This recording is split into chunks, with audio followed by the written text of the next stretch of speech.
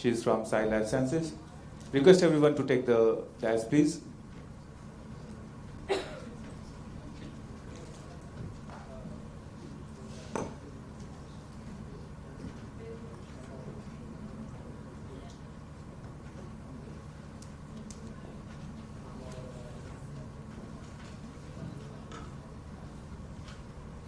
Good evening, everyone. So we almost come to the conclusion of this session. So I will be the moderator. I am Jomy Jose. I am Director at Toxicology and Sai Life Sciences. I have 4 distinguished and highly accomplished panel members with me. Dr. Milind Deore, former Global Head of Toxicology at Johnson & Johnson and Kenvue. Dr. Kamala, she is Head of Pathology at Agile Life Sciences, Bangalore. Dr. Manish Patel is Director and Head Toxicology at Deore Research Foundation, and Dr. Venkatesh Udupa, Senior Vice President and Head of Toxicology at IGNO's Glenmark Innovation. So I like the questions which we already had as part of this brochure, so we'll discuss. Apart from that, in case you have some doubts, you can still ask to the panel members, and I think Dr. Uttara is also here and other members from AIRA Matrix are also there, so in case any question is directed to them, I think audience can use this session to ask those questions. So I think to start with, I'll start the question. So Dr. Deore was discussing about so the global scenario of how AI is transforming drug discovery. So in case of in the situation of in perspective of Indian CROs, so how do you see that these kind of AI or digital technology will be transforming the CROs within India? So what is your opinion? Yeah, thank you. I think pathology part can be covered by the pathologists. Okay, you can start. No, in general, as I said, the CROs for in general drug development and preclinical research. I think AI is going to stay, and it has to be like they'll have to adapt those AI techniques. Otherwise, eventually they are going to fall back, and then those adapting this AI techniques or AI solutions are going to go up, in their business, because it not only gives you an edge, it saves time, it saves money, and it saves a lot of efforts and resources, and that's exactly what CROs do. So I think it's going to stay. Pathology. Yeah, I think before the AI, one of the preliminary stuff is to see that Indian CROs or is following this slide scans images. So this is now most of the sponsors, at least in India, have started, and I have the best example for that is CRO have no other choice, because sponsor demand nowadays the scan images, because that will reduce their peer review time, they'll reduce their travel, and one of the very key thing here is accessibility to primate tissues. See, when you want to have primate tissues slides to be sent to the place, then you need to have scientist permission. It takes 1.5 to 2 months, and thereby you slip off all the time. So that is where WSI is very, very useful. That's the first step before going to the AI. Second is with the AI. If you don't follow, you don't have a future. Simple. Do or die. Right? Because most of the Indian clients have got overseas clients as their clients are. So overseas people have already adopted this AI technology, and they will adopt it. Otherwise, they are going to reject the CR. Simple. So you have no choice but to adjust, adapt, develop into the new system. Thank you, Dr. Udupa. I think Dr. Deore also. I think it has been very insightful, and maybe I think all of us need to know that we need to be abreast of the technologies. There's no doubt about that. So let me ask Dr. Kamala that how do you anticipate that pathologist's role would change like in future, maybe 5 years from now or within that like span? Actually, our value will increase in fact. Because it is from the morning talks we can understand that it is not to replace the pathologist. It is to add value to our work, and it is a shift or whatever the terms used by the speakers from the morning. We are facilitating the work with the AI, and we are increasing our efficiency with the AI. So we cannot say resist introducing AI into our work. Actually, digital pathology we are already implementing. Say it's a pharma company or a CRO in India, we are using a digital peer reviews. We are already into it. So the role is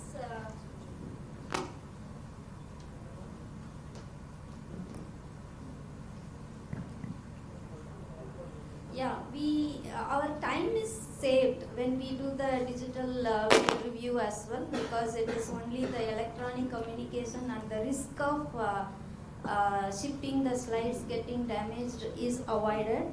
That is only on digital peer review. When come to AI, we have to divide it into two categories, into the discovery pathology or in vivo pharmacology study handling and the regulatory studies.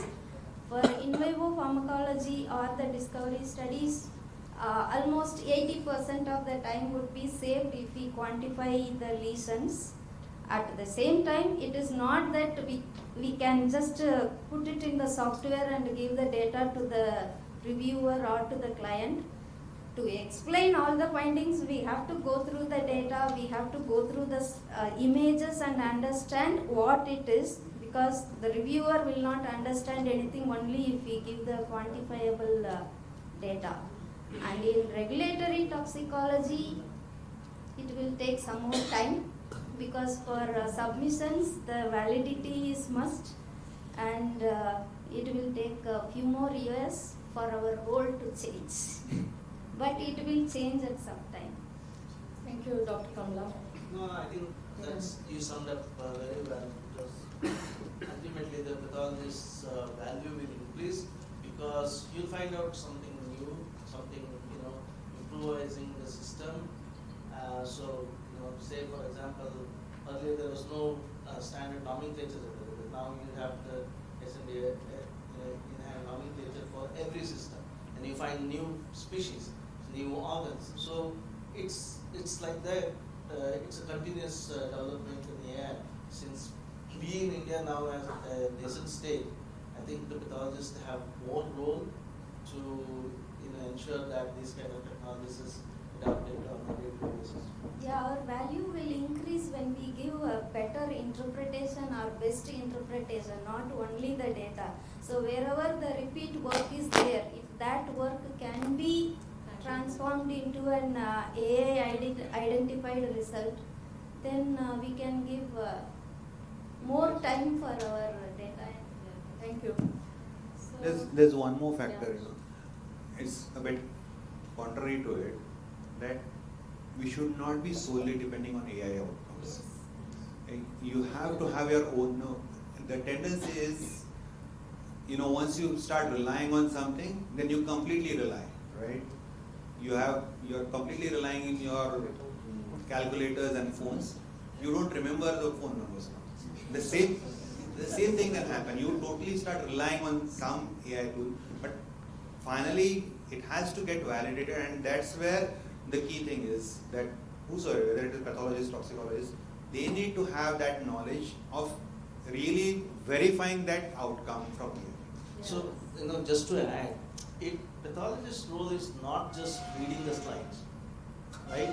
So when there is a findings, whether it's AI or your own findings, then you need to think one step ahead about pathophysiology of it, risk assessment of it, adversity of it, and then see the likely translation to human. Even pathologist's role is everything. And the pathologist So- cannot be lazy. Yeah. Just because AI has come. And they are such an highly responsible people in the safety assessment. Entire patient safety depends upon what they derive, what they interpret, right? So it's not going to end. In fact, probably pathologists will feel more relaxed because they can spend their time on interpretations, risk assessment, adversity, and so many other things. And they can focus on maybe high value tasks. And also relate across the toxicology studies and probably the clinical studies wherever they have an opportunity to correlate what they find and what is the outcome later on in the patients. That's a bigger picture which pathologists will evolve. Thank you. And to Dr. Manish, I have one specific question because he is Director and Head of Toxicology at Deore Research, which handles a lot of toxicology studies. So what is your vision for your company to implement digitization and like digital pathology? So the doctor already mentioned about that now not only the Indian CRO, but when we travel to abroad for any other client, so the first question is that you have the digital scanners at your facility to scan the slides. So we don't have any option to develop that facility at JRF or any other CRO. CRO have to develop that facility. Otherwise, they will out of the market or business. We You can say. already have got the big Yeah. step. So considering all these things, we decided and we plan like that. We have to introduce the digital pathology at JRF. So first step we already taken. We have installed that scanner at JRF. We started the scanning the slide. Second steps, we already started sharing the slides with the external pathologist or client for the review, and we are getting a good feedback from the client as well as from the pathologist, that because many times it's happened that before this scanner, if we just send email to the client that we have got the observation in high dose group, then now we have to move for the low and mid dose group is standard practice. So in that situation, they don't have any option to see the slides. They just have to travel from there to here. It is not possible, so they have to give that, okay, you can proceed as per your decision kind of thing. Nowadays, we send the slide to them. We do the Microsoft meeting kind of Zoom meeting, and then we try to give them a full scope why we would like to go with the low and mid kind of dose, and they convince with that facility and they appreciate that part. So likewise, in terms of AI, still I have visited, I have discussed with the various suppliers, I not some vendors or those who are in this field. So efficacy and drug discovery side, yes, they have this limited scope. So they have developed that AI and all things.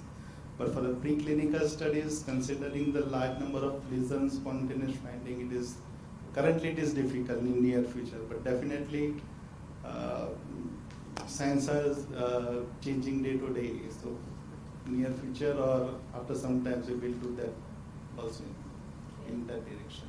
Yeah, in this regard, we have to wish all the best to AIRA team to bring out the complete module for Psychopathology.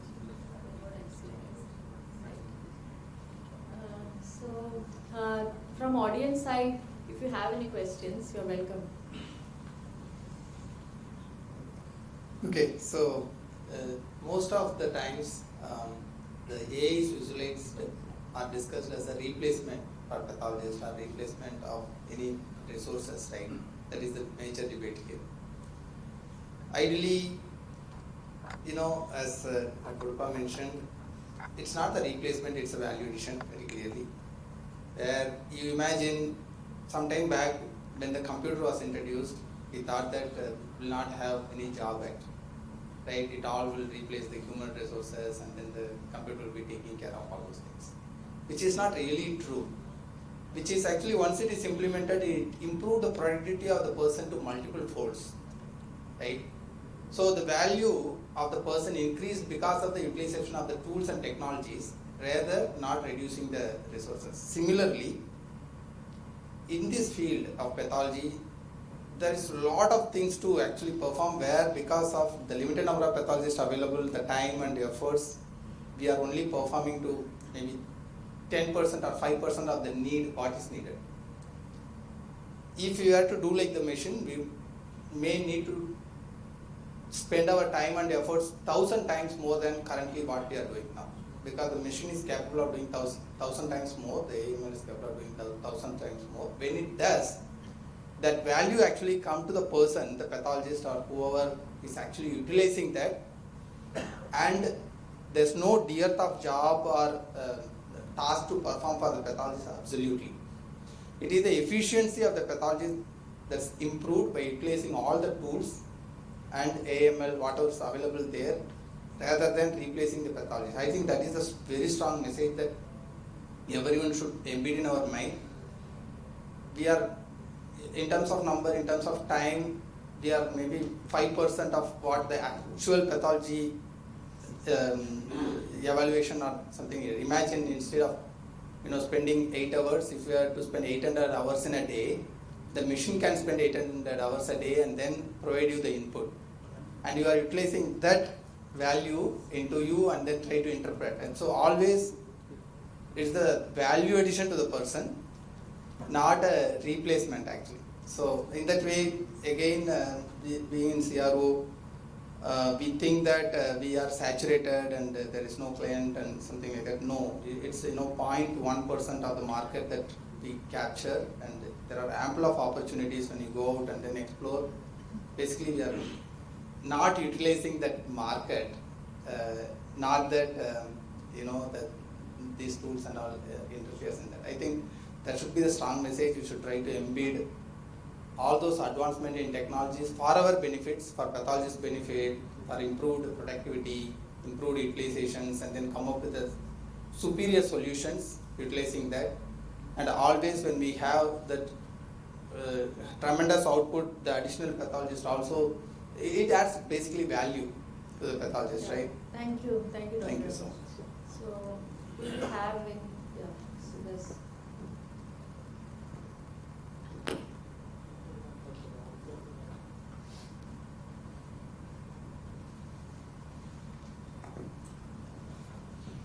First, before I ask the question, I want the audience here, how many of you are currently in academics? Raise your hand. Oh, good, that's a fair number. I think the question I want to turn around from CROs. CROs again starting something, bulk of the CRO pathologists are traditional pathologists, okay? We need to act, I'm serious with it. I'm damn serious in this. And all of us should think of the next generation of the pathologists, the next generation originating from the academics. So we need to, if you consider humans as a machine, we need to train the machine. So machine learning should happen in the academic institutes of pathology, veterinary pathology or medical pathology. Then they will be ready, AI ready, when they come to pathology jobs. So I think that's what missing right now. We need to pay attention to. Yeah, maybe all the microscopes can be, the eyepieces can be replaced with the digital monitor. And the teachers have to be trained. Very valid point. Yeah, actually we have to do that thing because nowadays, if you see that in not only for the pathology side, simple sides, the students or children don't like to write the things in the notebook. They want to see the things in YouTube or digitally microscope and laptop or my mobile phone, and then so they are tech savvy, they are technology savvy. So I don't think they will be sit for 8 hours under the microscope and observe the slide. I don't think. Yeah, when software engineers are opting for work from home, why don't the pathologists?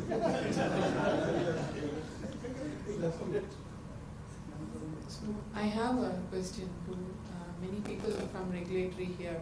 So if people like AIRA metrics, or we develop a solution, or a computer biologist like me develop an AI-based solution, how welcome it's going to be in the regulators to accept these solutions, either let it be a preclinical or a clinical, how far we are or we are already in there? And does geography matter? Whether the solution comes from India, how it will be treated if a solution comes from the US? I think Pankaj covered very well about proactive mode of FDA, and I've also said FDA is already having a program on Patel AI, which is for analyzing the accurate data and to encourage AI-based solution for pathology.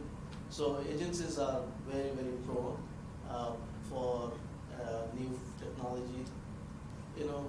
I think that there will be a lot of positive push from agency side towards digital pathology. Absolutely. How And long we there are See, there are the whole point is entire advantages. One, accuracy and your speed, and the quality of the data. Of course, you have to follow all that validation process as Pankaj mentioned. I think as long as you do that compliant, then regulatory agencies will keep on encouraging AI-based or digital pathology-based stuff. he covered that. I think there are well laid down procedures for validation, and if you follow that, you get validated. Your software gets validated. The solutions get validated. Once you get validated, you can use it. See, that now just to add is, now itself you can see in most of the Western places where pathologists read the slides sitting at home with the whole slide images, and that is acceptable. And the peer review is done by through that, acceptable. That's the initial step what agency is encouraging you. So as long as late processes are followed, agency, I don't think they will have a negative impact on this. So yeah. Hello, good evening. I have two questions.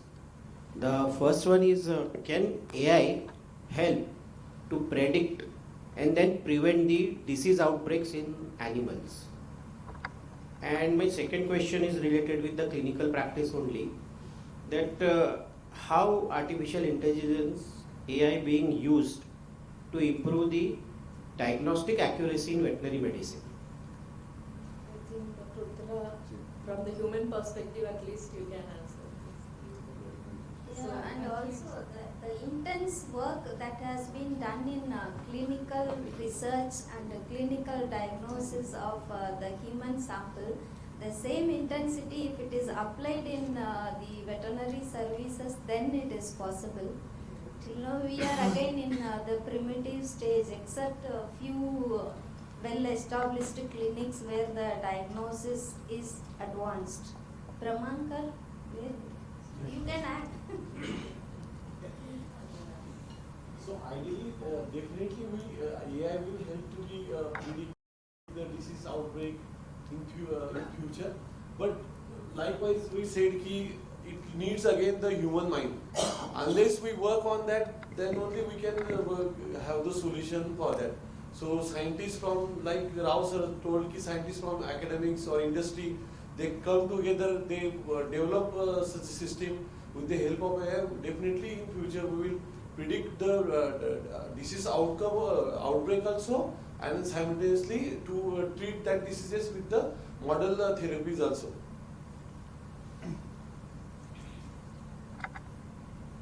Actually, I'll add to your question. So Jio or Reliance, they are working on this solution. One of my friend is working in Jio. So he is developing a model, like he is going to organize dairy sector as well as poultry sector, and they are developing they are finding out by fixing the cameras at different locations, they are finding out the preventive solutions for that. So already they are working in like cattle this one.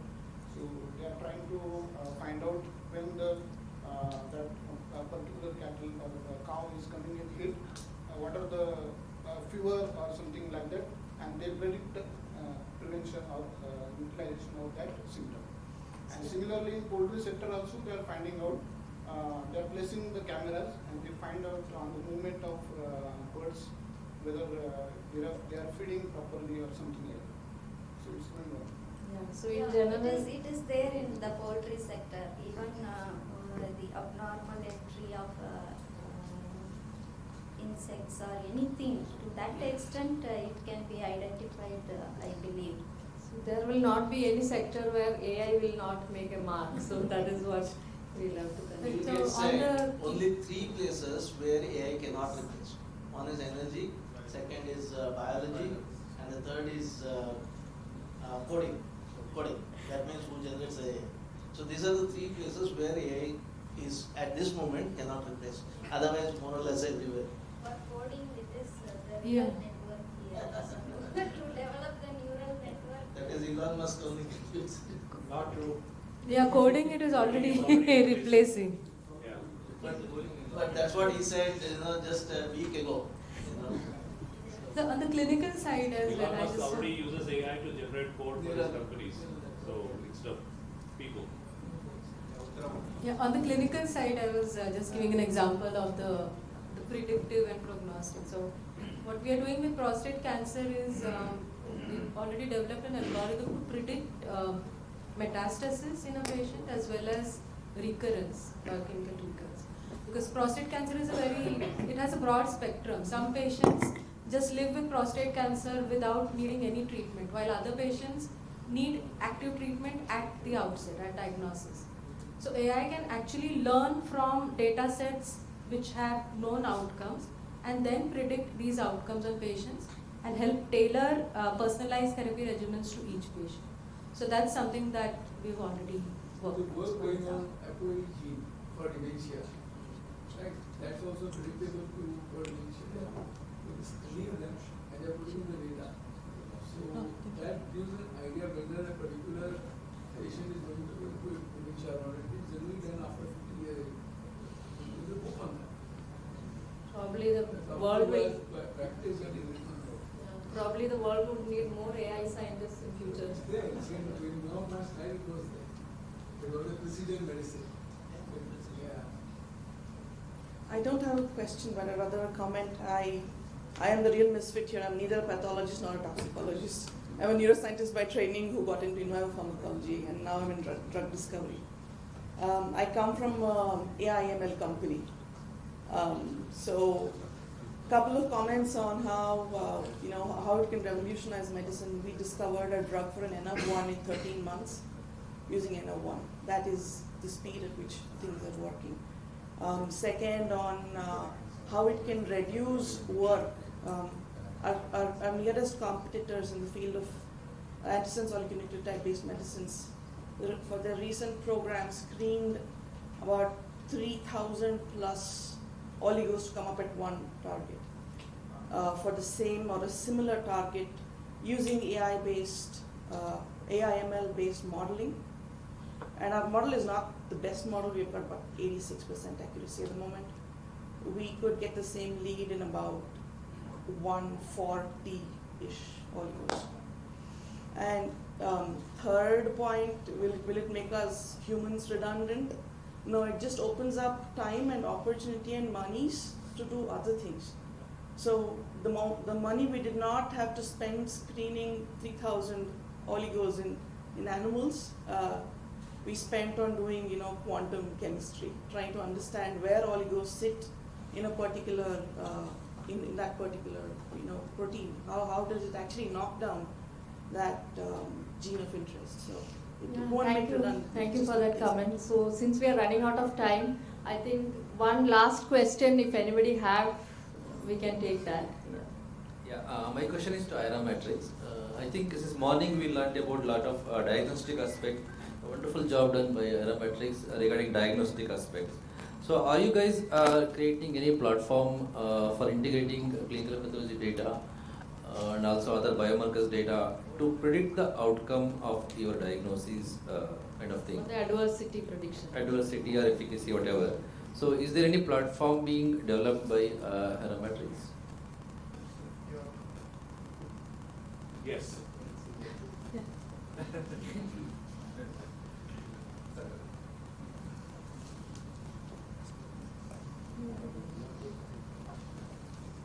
Right. So there is a platform called PredTalks that we have developed, and It is about taking in multimodality data to predict endpoint toxicity of a given compound. So that's something that has been developed.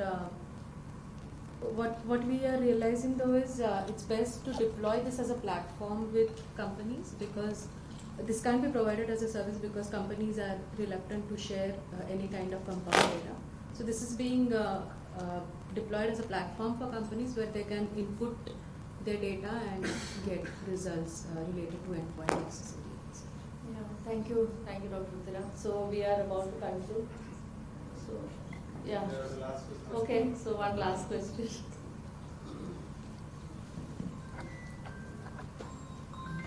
So my question is basically, does we have the preclinical aspect, and my point is on preclinical aspect. So do we have any plan, or do we have any, you have any plan or something to replace the preclinical research with the AI? Because we are talking about pathophysiology or pathology, it's a part of drug discovery. So are we going to replace the preclinical research, which been animal models, with the help of AI something? Many of the in vivo studies can be replaced with, not completely replaced, can be to some extent in vitro studies can replace that, like the tissue studies. Otherwise, because the animal is a complex system and including us, so we cannot, as he said, only biology cannot be replaced. So yeah, I think the point has been added to Dr. Udupa's comment that something cannot be replaced with AI. Probably is it? See, if you look at the latest developments on alternatives to animals, right? A lot of recommendations nowadays, especially in the early stage of efficacy, determination using organoids or tissues or pluripotent cells, etc. So more or less in the drug discovery now, models like humanized mouse is used at the last stage, but early screening is all done through these kind of in vitros. So I think going forward, once you have lots of data generated, probably there will be some software scientists will derive algorithms and come out with, at least to begin with, at least the animal studies will be replaced to some extent. But I think again at a global level, what you need to think about is how can you guarantee the patient safety. So ultimately, it should not end up with the life of a human being. Right? So it's a, I think, work in progress. Eventually, it may happen. And yes, animal study can replace, but till today, they got the success up to the single dose exposure kind of studies, means acute studies we can say, or where we can give the final confirmation like the compound is sensitizer or irritant, or that kind of study they successfully replaced.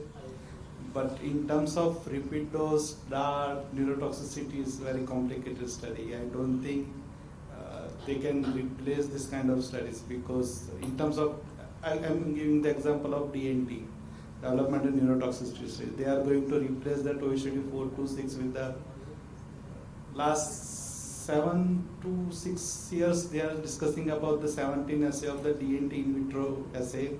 Still they are not going to come up with the final conclusion that which kind of assay they would like to put into the guideline to replace the OECD 426 kind of study. So it will take time. I don't know exactly how much time and what kind of resource they will use for future. I have my own experience of where the tox study has not been done for one of the biologics which is in the phase 1. Okay, absolutely not even single monkey was used, and that is going to be a drug soon.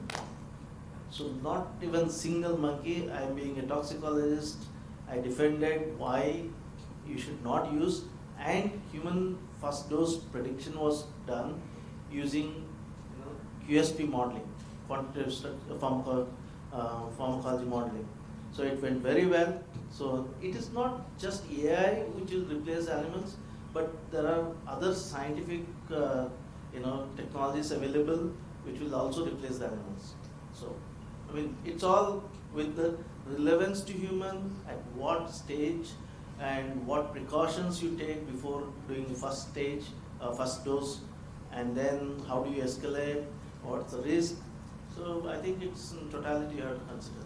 But it's not that absolutely animal studies are required before taking the drug to the human, because my own example. Preclinical research. Yes. Not animal research. So preclinical research I addressed upfront. Biologics, there was a recently conference in Goa, and regulators came for biologics. They are going to waive off all the animal studies in case there are very good suitable models that we just spoke about, and they are going to replace.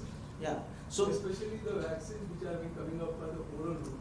Oral release route, when vaccine is being from France, they are going to bring it into India. Yeah. So there was a discussion on that. See, preclinical research may be probably waived off if there is a strong justification and showing that all the safety parameters are being done and they are going to be correlated well with human safety and not with animal safety. So many of the in vitro assays are being done to show whatever animal studies were done, they are matching to that. So we are not going to do that. A translation has to be done to human rather than in vitro to animal. Right? So if you have that justification, there is no need to do anything. So that's what even Indian government is trying to discuss on it. See, that's what I addressed first question of preclinical research through organoids and in vitro cells. Right? Even if you see the Schedule Y guideline, which is amended recently, they encourage organ-in-chip, organoids, in vitro systems as a methods to justify your alternative to animals. But when it comes, preclinical research more or less is done through all these tools.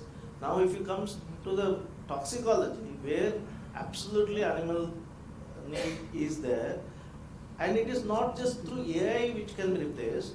Even as I said, my own experience, where for biologics, when it is not cross-reactive, when there is a homology of the particular target is not existing in XYZ animals, then you define for not doing that, but adopt a calculative approach for the first in human, and then monitor the safety in human. That's how you go through. Yeah. So vaccine, I don't know, but this is how normally. Okay, so thank you so much for the such a wonderful discussion that we had. To conclude, we know that AI has its own advantage, but then so we also know that it will augment the expertise of the pathologists ultimately. So I think we can take it as a take-home message. Thank you for being wonderful panel members and as well as the audience. I thank all of you for having this wonderful panel. Thank you, Dr. Jomy, and thank you, the panelists.